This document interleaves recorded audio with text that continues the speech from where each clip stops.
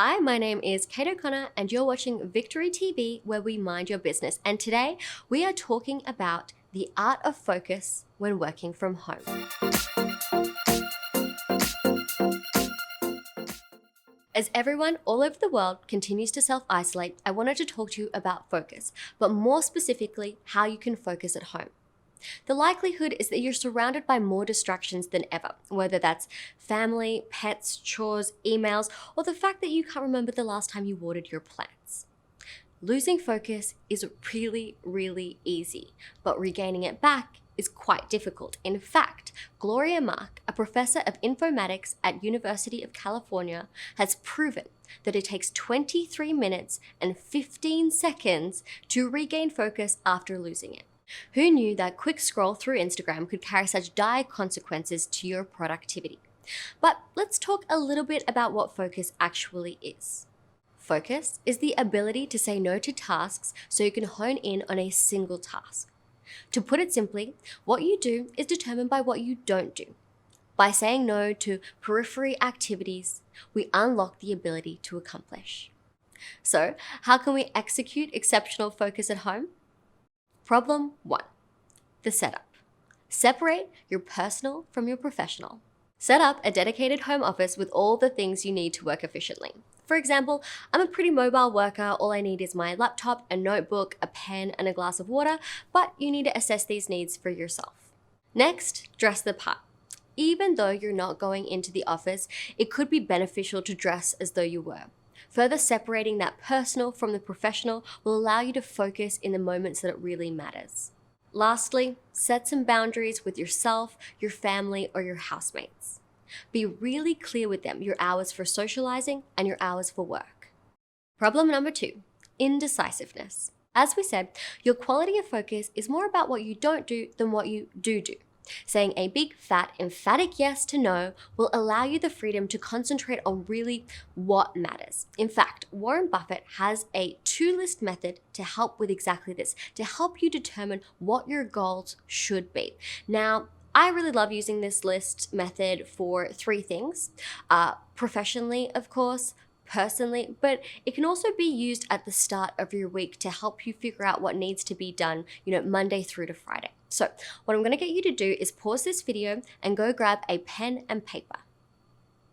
All right, so on that paper, I need you to write down 25 goals. Once you've done that, I need you to circle your top 5 goals.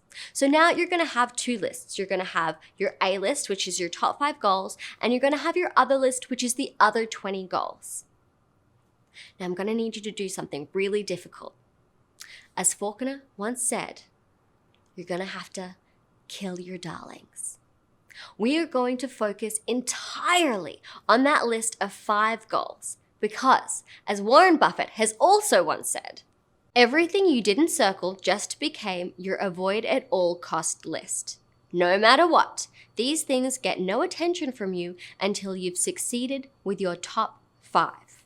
So, what are your top 5? Please include them in the comments below. I would love to know. Problem number 3, maintaining long-term focus.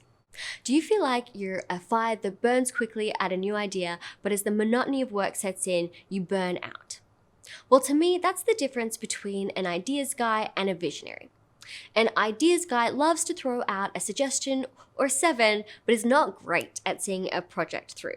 However, a visionary is able to see the full scope of a project, and they are tireless in the often painful process of pushing that idea forward. So if you are one of these idea guys looking to phoenix into a visionary, to me the best way to maintain long-term focus is to figure out what your core goals are and then measure your core goals up against the project that you're working on. So, for example, some of my core values are these: ambition, curiosity, creativity, efficiency, and honesty.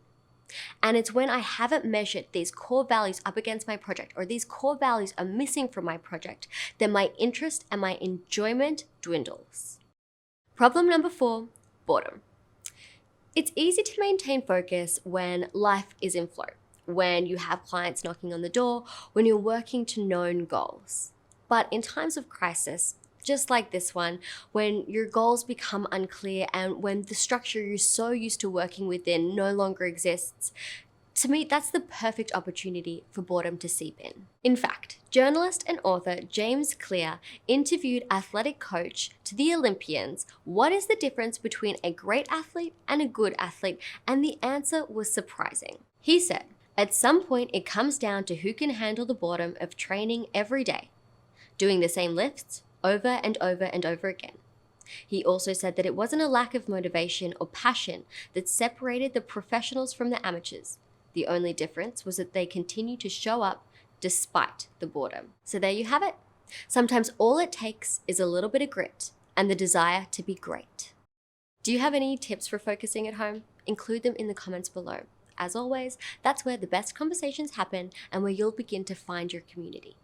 Remember, subscribe to Victory TV and I'll see you next time with more helpful videos so we can help you exceed the benchmark.